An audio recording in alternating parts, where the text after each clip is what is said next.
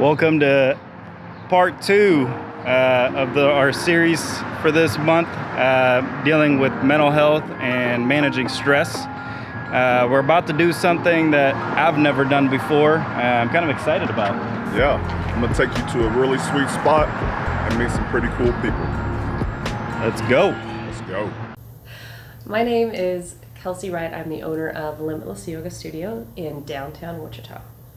So I originally started yoga very unwillingly. I had a friend invite me to a class and I thought it was going to be lame and I didn't think it was going to be a good workout, and I only did it because she invited me. So then once I went, it just kicked my butt. I was all sweaty and I loved it. So I kept going back and realized that after a few classes, it actually healed a very old back injury that I'd suffered, I don't know, probably 3 or 4 years ago that I was still struggling with. So after I got completely addicted from all those reasons, I just fell in love, and that was almost 10 years ago. Most of the benefits that come from yoga tend to start physically. You come because maybe there's a muscle that you're struggling with, something that's grumpy, something that's cranky. So usually the benefits start physically. You start to feel more flexibility, you start to sleep a lot better, you just feel more relaxed in your body, you feel a little bit more aligned, kind of like you're at your optimal performance. But then after that starts to soak in, you really start to get a lot of mental benefits, more focus, your productivity raises quite a bit. You end up having this calmness. You're able to shut your body down when you need to. You don't have this constant anxiety. You're just able to fluctuate better between your system. So you're not just constantly in this fight or flight, and you're just not constantly in this state of anxiousness or stress. You're able to really regulate your body. You're able to become more aware of your body. So many benefits, both physically and mentally. We like to offer something for everybody at the studio. So we have all different levels for every different kind of body, everything from prenatal yoga and little kids yoga, all the way up to, there's yin yoga, which is kind of a floor-based stretching class, very gentle, very stress-free. Then we have our foundations of yoga class, which is a little bit more movement, a little bit more strengthening, a little bit more lengthening, but definitely suitable for beginners. And then we have our slow flow class, which is in a heated room at 85 degrees. That one's a little bit more of a workout, but still moving with your breath and really getting the body into alignment. And then we have our hot yoga classes, which are probably our most athletic class. Still 85 degrees, but you're moving quite a bit quicker, working on a little bit more of a challenge for the body. We also have a lot of fun community events. We do a lot of classes like at the farmers market, the art museum. We have classes at the food truck rallies, and then we do a lot of fun events like yoga and wine at Grace Hill. We do paddleboard yoga at Santa Fe Lake. So a lot of community classes just to take yoga outside of the studio and try to make it a little bit less intimidating for people to come and try. So I would say if you are a beginner yogi, I would definitely try one of 3. So our yin yoga is great if you're a little bit more on the side of wanting the breathing and the stretching. It's floor-based, so you're not up and down often. The foundations is going to be unheated, so if you're not a fan of the heat, it's still going to get you that strengthening and lengthening component. It's still going to help with those common problem areas. And then if you're a little bit more into the heat and a little bit more of the workout aspect, then our slow flow is great for beginners. You're still going to move with your breath. There's still going to be plenty of time for you to kind of realize where your body is in space, which is another great benefit of yoga. But those kind of our 3 is what we recommend for beginners, is yin, foundations, and slow flow. You can find all of our class descriptions as well as our class schedule, as well as some free online classes at limitlessyogastudio.com. Here at my favorite yoga spot, and one of the things I want to share with you guys is how important this place is to me. So several years ago, I came here because of an event with Yoga for First Responders, and so one of the stereotypes about yoga is that it's for girls, it's a girls workout, and so you can be intimidated because mainly there are a lot of females, but came in here with Yoga for First Responders and loved the studio right away. And so I started coming back on my own and started going to the 7:30 class, and at the time it was not as many people. And so once I got my confidence up, I then started coming to the 5:30 class. And I tell you, Kelsey has done amazing job with me and working on some of my ailments. We kind of talked about mental health and how this helps with your mental health, but it also helps with your physical. And so in 2016, I was involved in a car wreck, and so I have low back pain from that, and also wearing our duty belt for 17 plus years. And so one of my favorite classes, it was a 7:30 class. It was me, Kelsey, and I kind of told her what I wanted to work on. And so if I'm able to kind of crack my back once, then I kind of get relief. And so that day, I kind of told her what was going on, and she took me through several different movements, and I think my back popped like 20 or 30 times that night, and I slept the best I had ever slept. So for the last 3 years, you'll find me here at least 2 to 3 times a week, and if I don't come at least once a week, I hear about it because everybody misses me. So look forward to seeing you guys here, Limitless Studio. Come do yoga with me. My name is Wendy Hummel. I'm the Health and Wellness Coordinator for the Sedgwick County Sheriff's Office. I've been in law enforcement for close to 25 years. I retired as a detective from the Wichita Police Department a couple of years back, and I'm a yoga for first responders teacher, and I really started to become interested in health and wellness several years back because of some personal reasons, personal issues, things that I experienced as a result of the type of work that I did for so many years. And I also started to notice like profound changes in the people that I worked alongside with. And I have always been driven to help, victims. That's what got me into law enforcement. But I started to kind of shift my focus, and I really wanted to start helping the people that I was working alongside with. I started practicing yoga about 12, 13 years ago. It helped me tremendously in ways that I never imagined. I originally thought I was going to work out and sweat and lose baby weight, and quickly realized that it was way more than that.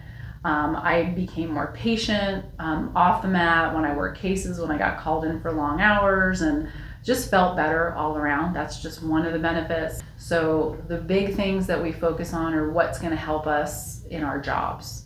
So performance enhancing kind of things, the skills that we do. We don't call them yoga poses and yoga for first responders, we call them drills.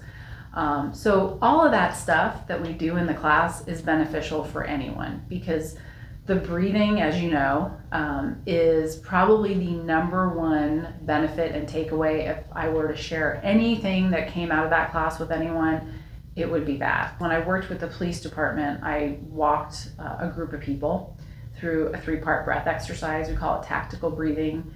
And with yoga for first responders, we tell everyone that your breath is like your direct link to your nervous system, so that when you want to reset and you need to bring everything back down and calm down, whether it be after a call or even if you can't get sleep at night, that you need to practice your breathing techniques. And so we walked them through this breathing technique, and 2 weeks later, a sergeant was in a shooting. And he said that he had remembered what he was taught, he'd been practicing it, and he chalked up being able to walk through all of that with a calm mind and kind of get out of that lizard brain and back into the front part of his brain while he was working that call. And eventually it ended up that he did get involved in a shooting, but he felt like he made really good decisions because his nervous system was in a good place.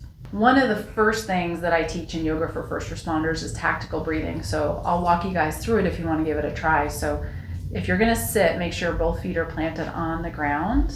And if you're sitting in a chair with wheels, then just kind of shift a little bit forward, and then just take a comfortable position. So tall but relaxed spine, shoulders. I always like to tell people, bring them up to your ears, press them back and then down, so you're creating some space along the front of the body. And then closing down the eyes, or just picking a point that's still. Start to settle in here. Notice the breath.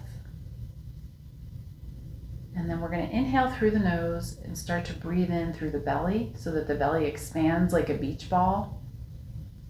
And then exhale, deflate. So inhaling through the nose, pressing the belly out, and then exhaling nice and slow. And then inhaling, bringing it up, from the belly to the ribs so that the rib cages expand out towards the sides of the room, and then ribs and belly. So inhaling belly, ribs, exhale, ribs and belly. And now let's add the third part, which is the chest. So inhale, belly, ribs, chest, fully inflating the lungs, and then exhale, chest, ribs, and belly. Let's just do that a couple more times. Inhale, press the belly out, rib cage expands to the sides of the room, fully inflating the chest, and then exhale, chest, ribs, and belly. So just doing that a couple times, even throughout your day. The great thing about breathing is that nobody has to know that you're doing it, and it's really accessible. You can do it from your patrol car. Obviously, I don't recommend closing your eyes if you're doing it in your patrol car, but it's just the best way to reset. So the name of the podcast is Guns and Yoga. I always knew I wanted to do a podcast since 2017 from when I went to a Crime Stoppers conference, and I got inspired by the girl who started the Crime Junkie podcast. I just thought it was a really good way to get much needed information out. And so my podcast is all things wellness for first responders, not just cops, and their families. So that's kind of what inspired me. And quite honestly, I can't do it without my husband. He does like all the tech stuff. I get to do the fun part where I get to talk to people and interview wellness experts, first responders, anybody who has a story that I feel is beneficial, that can help others. Because I think the biggest way that we can make change is by sharing our common experiences. And I always say this, but you never know the ripple effect that one thing someone's going to say. And if just one person hears it and gets help, then it's worth it. So it's available on lots of different platforms. So Podbean, Audible, Apple, Spotify, did I say that already? So you just Google Guns and Yoga podcast and you should be able to find it. Man, what'd you think? That was pretty awesome, man. I think I am addicted now. I'm gonna have to start going to that yoga for first responders every week. I tell you, yoga has really changed my life.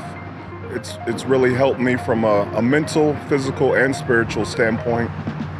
And there are some days that if I didn't have it, I don't know what I would do to relieve my stress. So very thankful for those who have introduced yoga to me.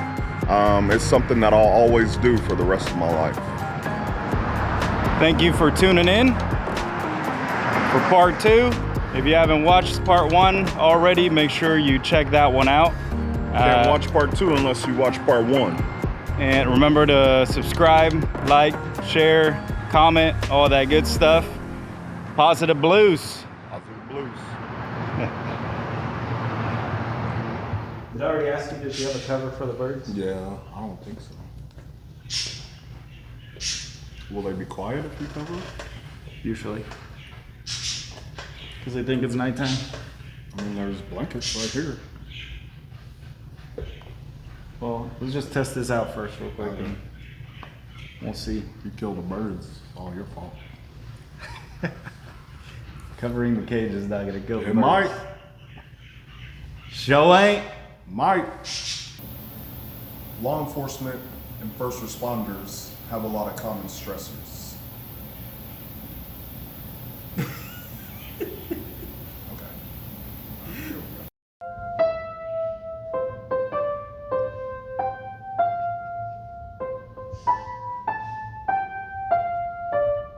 That wasn't right. Ooh, I really have to concentrate. Remember to reach out if you ever need anything. We're here for you. Man, what'd you think?